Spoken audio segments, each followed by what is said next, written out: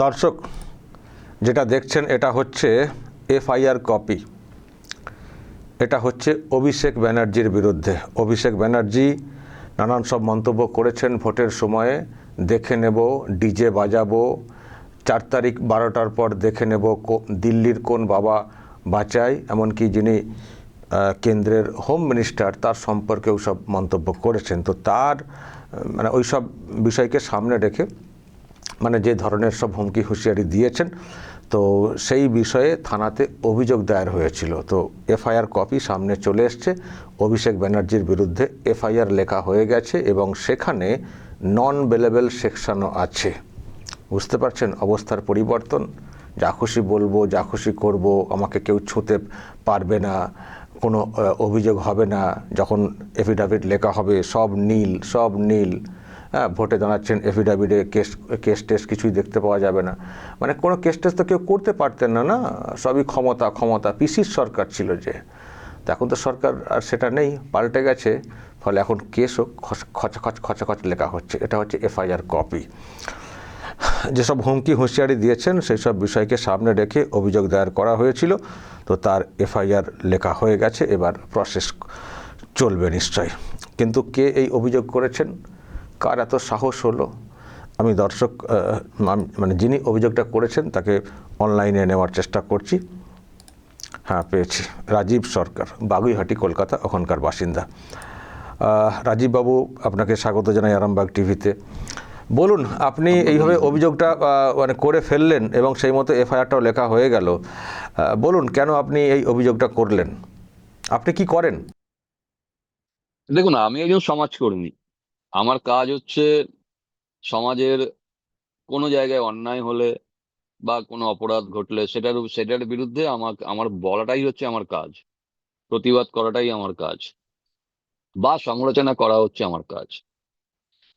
কিন্তু আমাদের দুর্ভাগ্য যে আমি সিপিএম এর আমলেও দেখেছি, সেখানেও প্রতিবাদ যখন করা হতো তো সেই সময় একটা হালকা চাপ থাকতো, বা একদমই চাপ থাকতো যে মুখ খোলা যাবে না, কোথাও কোনো অভিযোগ করা যাবে না।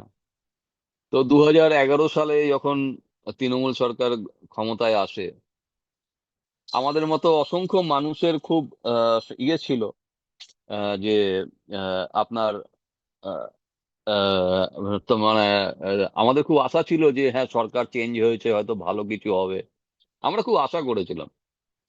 তো সেই আশাতে আমরা যখন দেখলাম সরকার বদলানোর পর ধীরে ধীরে কাজ শুরু হলো। মেনলি সমস্যাটা ঘটেছিল আপনার 2016 ভোটের পর হঠাৎ করে একটা অদ্ভুত পরিবর্তন শুরু হয়, যে পরিবর্তনের ফলে দুর্নীতিগুলো শুরু হয়েছে। এই দুর্নীতি শুরু হওয়াতে, ধরুন আমরা যারা সমালোচনা করি বা আমরা যারা সমাজকর্মী, আপনি যেমন একজন সাংবাদিক, তো আমরা যখন প্রতিবাদ করেছি বা আমরা যখন সমালোচনা করেছি, আমরা তার জন্য যথেষ্ট মূল্যও দিয়েছি। আপনিও দিয়েছেন, আমিও দিয়েছি। কিন্তু এই সমস্ত যারা জনপ্রতিনিধি, যারা নিজেদেরকে ঈশ্বরের মানদণ্ডে বসিয়ে রেখেছেন, তারা যখন কোনো পাবলিকলি কোনো মিটিং এ তারা যখন দাঁড়ান, আমাদের মতো সাধারণ মানুষ এবং যারা ধরুন শিক্ষিত, যারা খেটে খাওয়া মানুষ, তারা এই সমস্ত মানুষগুলোকে ঈশ্বর জ্ঞানে পুজো করেন। এই ঈশ্বর জ্ঞানে পুজো করার জন্য তাদের মুখ থেকে যা যা কথা বের হয়, সেই ঠিক একইভাবে সেটা প্রতিফলিত হয় আমাদের মতো সাধারণ মানুষদের সমাজে। সাধারণ মানুষ সেটাকেই ফলো করেন। তো তারা যদি ভালো কথা বলেন, যেমন সমাজ যেমন একদিকে উপকৃত হয়, আবার তারা যদি খারাপ কথা বলেন, তাহলে সমাজ সেটাকে লুফে নেয়।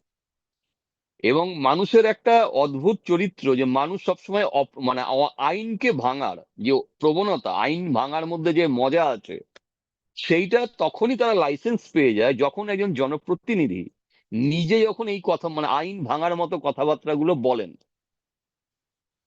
ঠিক সেভাবেই 2026-এর ভোট ঘোষণা হবার পরেই যেভাবে একজন জনপ্রতিনিধি যে যাকে বলা হতো তৃণমূলের সেকেন্ড ইন কমান্ড, যিনি মমতা ব্যানার্জি আমাদের মাননীয় মুখ্যমন্ত্রী ছিলেন, এখন প্রাক্তন হয়েছেন, কিন্তু তার পরেই যিনি সেকেন্ড ইন কমান্ড, যার কথা শোনার জন্য লোক বসে থাকতো, তার নাম হচ্ছে অভিষেক ব্যানার্জি। অভিষেক ব্যানার্জি এই ভোটের সময় 2026-এর ভোট ঘোষণা হওয়ার পরে উনি যে বডি ল্যাঙ্গুয়েজে গাড়ির বোনেটের উপর দাঁড়িয়ে, উনি যে বডি ল্যাঙ্গুয়েজে উনি বিভিন্ন অনুষ্ঠানে, মানে যে মানে পাবলিক প্রোগ্রামে, নির্বাচনী প্রচারে উনি যে বক্তব্যগুলো রেখেছেন, তাতে উনি ওনার জনপ্রতিনিধি হিসেবে এবং জনপ্রতিনিধি আইন যে রয়েছে সেই অনুসারে তিনি অত্যন্ত কদর্য ভাষা প্রয়োগ করেছেন। যে ভাষা একজন জনপ্রতিনিধি, শুধু অভিষেক ব্যানার্জি নয়, যত জনপ্রতিনিধি আছেন তাদের মুখে এই ভাষা শোভা পায় না। উনি বলেছেন 4 তারিখের পরে আমি ডিজে বাজাবো, 4 তারিখের পরে রবীন্দ্রসঙ্গীতের সঙ্গে ডিজে বাজবে। এই যে ডিজে বাজবে 4 তারিখের পরে, এটার মানেটা দাঁড়াচ্ছে উনি বলবেন যে আমি তো ডিজে বাজাবো রবীন্দ্রসঙ্গীতের সঙ্গে, এটা তো আমি বলেছি গান বাজাবো, আমি তো বলিনি পাবলিকের উপর কোনো টর্চার করব। এটা উনি বলতেই পারেন, আইনত উনি কোর্টে দাঁড়িয়ে ওনার অ্যাডভোকেট হয়তো এই কথাটা, কিন্তু এটার ইনার মিনিং এবং ওই সময় যে বডি ল্যাঙ্গুয়েজ এবং উনি যেভাবে কথা বলছেন, তার কথা বলা চিবিয়ে চিবিয়ে কথা বলার পরে উনি যে তার যে তির্যক চাউনি এবং মানুষের হাততালি, এটা প্রমাণ করেছে যে উনি কোন ডিজে বাজানোর কথা বলেছেন। উনি মানুষের পিঠের চামড়ার ডিজে বাজাবেন, না উনি মাইকের ডিজে বাজাবেন, এটা উনি নিজে প্রমাণ করেছেন তার বডি ল্যাঙ্গুয়েজ থেকে, এবং তার ভিডিও আমরা পুলিশের কাছে জমা করেছি। 4 তারিখের আগে, মানে ধরুন 4 তারিখে যখন নির্বাচনের ফল ঘোষণা হয়, তার আগে যদি আমি এই অভিযোগ করতাম, আমি মার্ডার হয়ে যেতাম। কারণ আমার মার্ডার থ্রেট ছিল, সেটা রাজ্যের সকলে জানেন। আমাকে এনকাউন্টার করার পরিকল্পনা হয়েছিল, সেটাও রাজ্যের সবাই জানেন, এমনকি মিনিস্ট্রি অফ হোম অ্যাফেয়ার্স থেকে শুরু করে প্রত্যেকে জানেন। তো 4 তারিখে যেহেতু নির্বাচন, মানে তৃণমূল সরকার ফিরে আসেনি, আজ তাই আমি মানে 5 তারিখে আমি কমপ্লেনটা লজ করেছি। তো 5 তারিখে কমপ্লেন লজ করার পরে দীর্ঘ কিছু প্রক্রিয়া থাকে, কিছু তদন্তের বিষয় থাকে, সেই তদন্ত অনুসারে আমাদেরকে এগোতে হয়েছে। এবং পুলিশ আমাকে ডেকে জিজ্ঞাসাবাদ করেছে, যথেষ্ট জিজ্ঞাসাবাদ করেছে তারা আমাকে, আমার কোনো ইন্টারনাল কোনো মানে ব্যক্তিগত কোনো স্বার্থ আছে কিনা, কোনো রাজনৈতিক আমার স্বার্থ আছে কিনা, পুলিশ আমাকে সমস্ত রকম জেরা করেছে, এমনকি আজকে সকালেও জেরা হয়েছে। সেই জেরা হওয়ার পর আমার বক্তব্যতে তারা স্যাটিসফাইড হওয়ার পর তারা এফআইআর লজ করেছেন, এবং সেখানে নন বেলেবল সেকশন রয়েছে।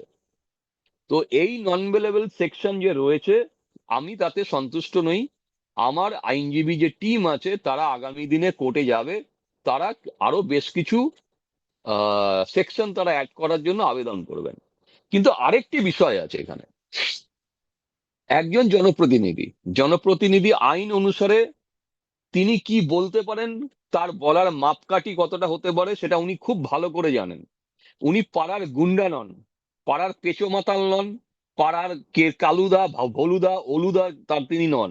তিনি একজন জনপ্রতিনিধি যার গাড়ির পিছনে প্রায় 12খানা সাজোয়া, মানে মানে একদম সুন্দর সজ্জিত গাড়ি থাকে, যা রাষ্ট্রপতি সমতুল্য।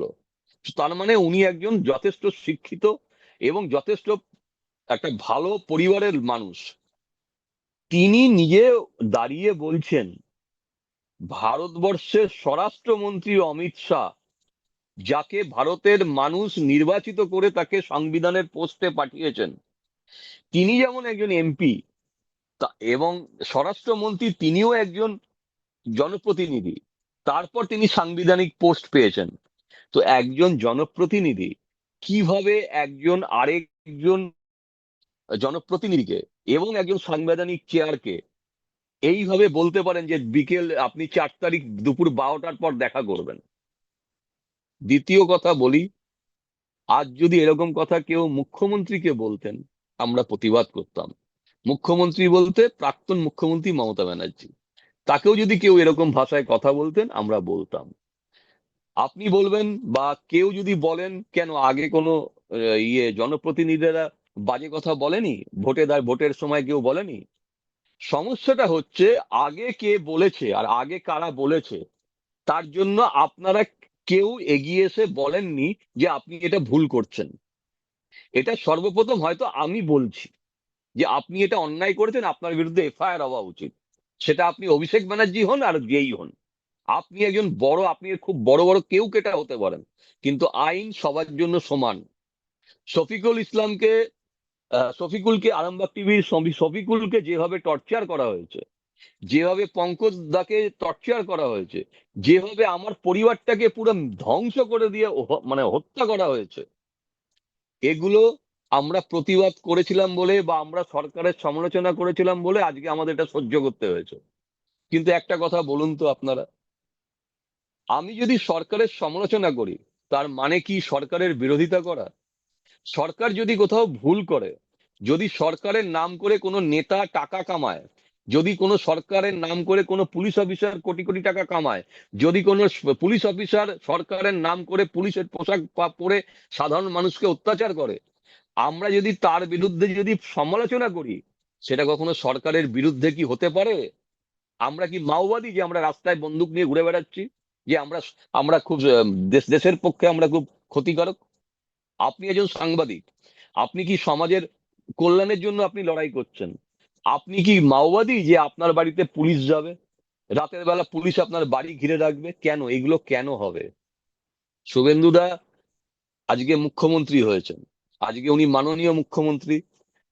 আমি আশা করব শুভেন্দু শুভেন্দুদাও একদিন হয়তো এরকম হবেন না, বা এই রাস্তাতে উনি হাঁটবেন না, এই বিশ্বাসটা তার উপর আমাদের আছে। আজকে এই বিশ্বাসটা আছে বলেই কিন্তু আমি গেছি। আজকে এই বিশ্বাসটা আমার তার মানে শুভেন্দুদার উপর আছে বলেই আমি এত ভরসা করে আজকে আমি গেছি মামলা করতে, আজকে আমি কমপ্লেন করেছি। আজ যদি শুভেন্দুদা মুখ্যমন্ত্রী না হতেন, আজকে যদি শুভেন্দুদা এত সুন্দর করে যদি নিজের প্রশাসন এসের থেকে যদি উনি না এত সুন্দর করে সাজাতেন, আমি কিন্তু এতটা সাহস পেতাম না।